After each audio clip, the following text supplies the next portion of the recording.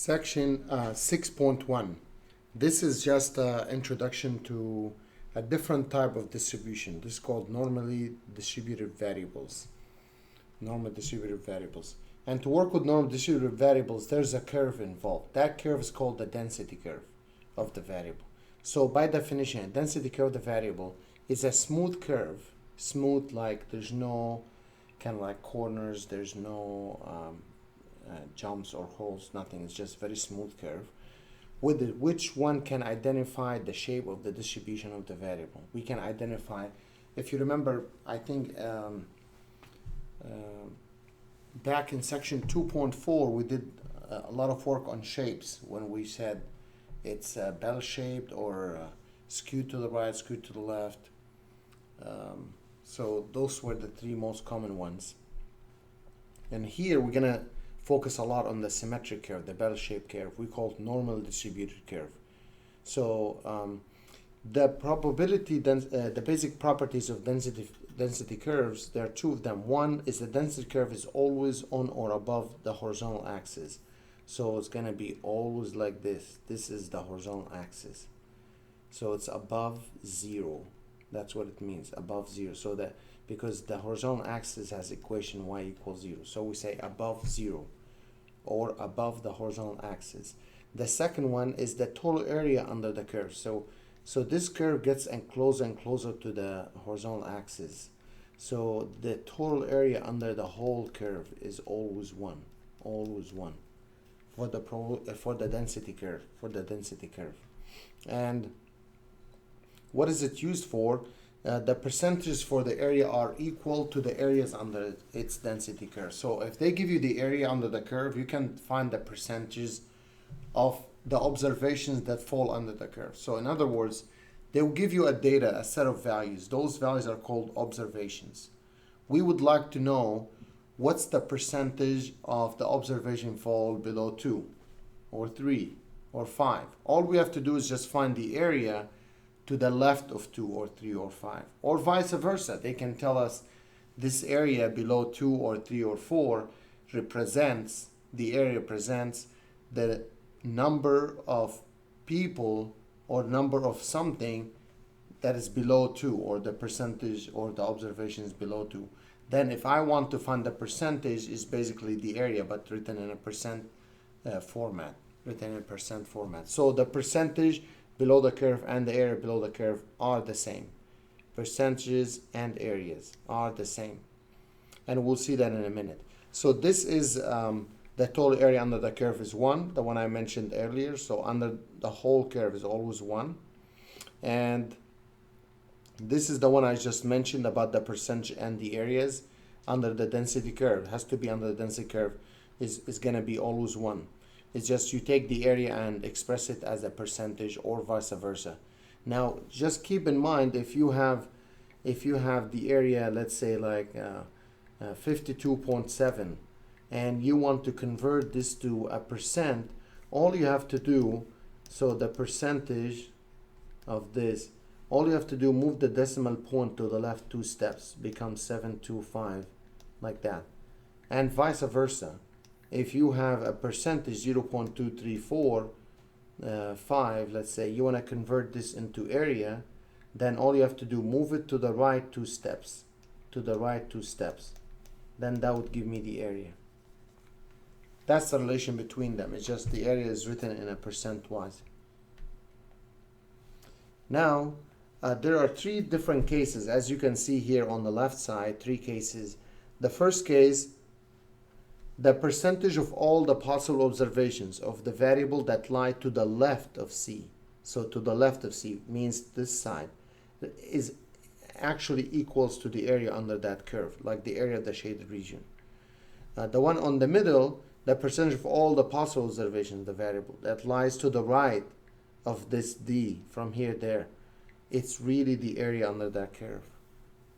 And if it's in between, then the percentage of the people or the percentage of the observations lie in between A and B is basically the area of the curve falls between A and B. That's what it is. Now, let's look at an example here on the left side. A certain variable has a density curve. So when it has a density curve, why they said it's a density curve? Because it it gives us the use of the properties of the density curve. That the area below the curve is 1. It's a smooth curve. It's a bell shape, right? So the area here between all possible observation lie between 2 and 5 is 28.8, 29.8. Then what would be the percentage? Just move the decimal point to the left 2 steps. So that gives me 0.298. Well, what about if they give me the area? The area under the, or if they give me the percentage and I want to find the area.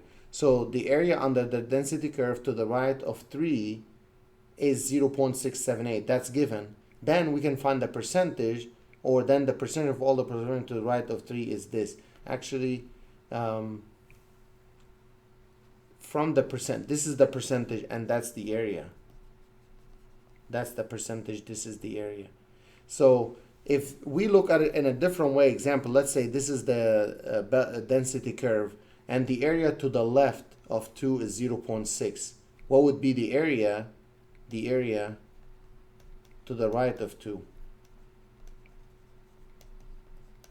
is going to be, the total area under the curve is 1. So it's 1 minus the 0.6. That's 0.4. Now, the next thing here on the left side, the normal distributed variable. So the variable that is normal distributed means it follows a normal distributed. If its distribution has the shape of a normal curve, a normal curve is going to be like this. And this is called normal curve because that's how normally looks like when we plot the given observations. They look normally this shape, which is the bell shape or symmetric shape. That's what this is saying. Now, here in table 6.1, they questioned 3,264 females, and then they asked them how many of you have a height 56 to less than 57, and then how many 57 to less than 58, all the way up to 73 to less than 74 or under 74. And then, after they collected the survey, they found 3 of them, they have a height of 56 to less than 57 inches. 6 of them, they have 57 to less than 58 inches, and so on and so forth. Now, relative frequency, if you remember how you find it, you just take this number here divided by the total. That gives you the first percent. You take 6 divided by the total, you get the next one, all the way to the bottom. Always add this relative frequency and make sure you got 1. Otherwise, there might be something wrong went on. Something wrong went on. So this, if we take these relative frequencies and then plot them here on the graph, we create a histogram. So here we have the heights for the horizontal axis we have the heights, and for the vertical axis we have the relative frequency, and all of them we have it already from the table. So that's, if you take the midpoint, almost the midpoint of each curve and connect them, you're gonna get almost the bell shape or normal distribution. You will find out this data follows a normal distribution curve. It's a bell curve, symmetric, as you can see.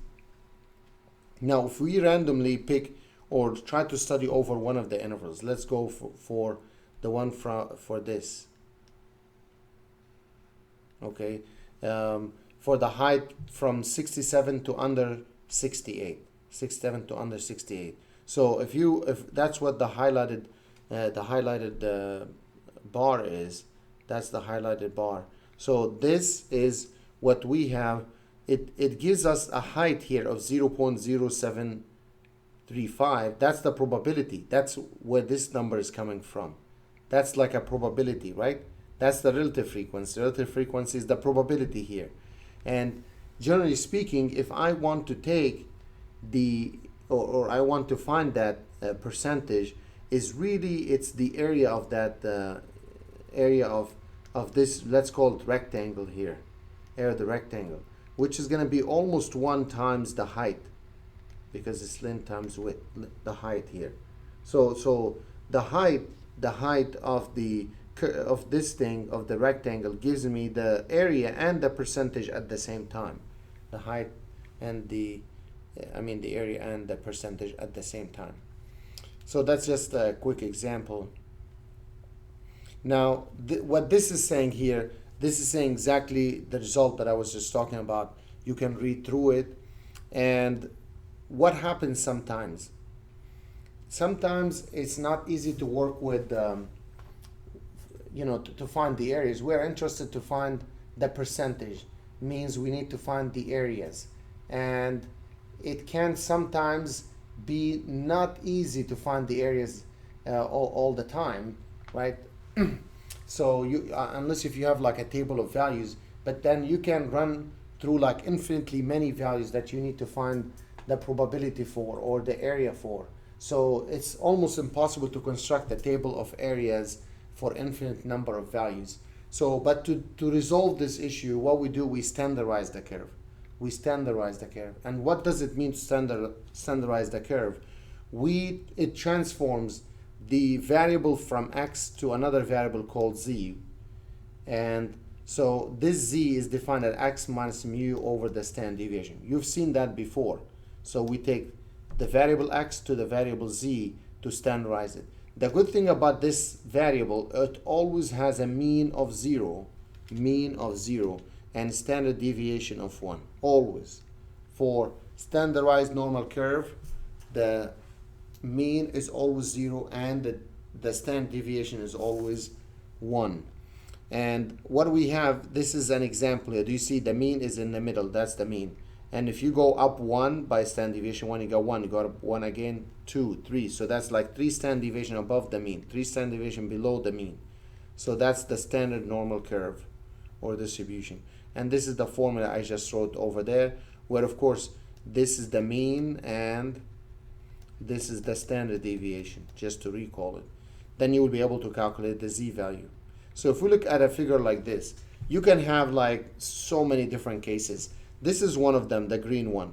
Notice where the mean is. The mean is about -2. If we normalize it or standardize it, it's going to look like this, the blue curve. Same thing with the red curve here. The red curve has a standard deviation of 3. The mean of 3.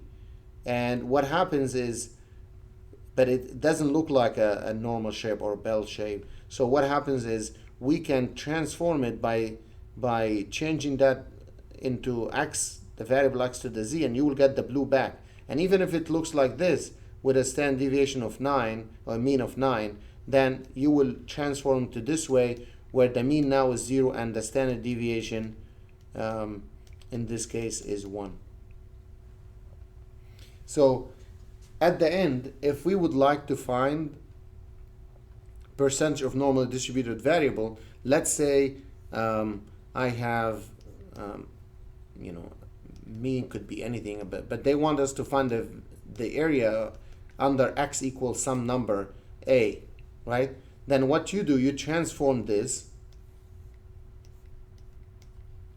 into the z curve. So this is x, this is z, and then this a, by using the formula x equals a, x minus mean over standard deviation, x is a minus the mean will be given and standard deviation will be given, and then you just substitute and see what that is.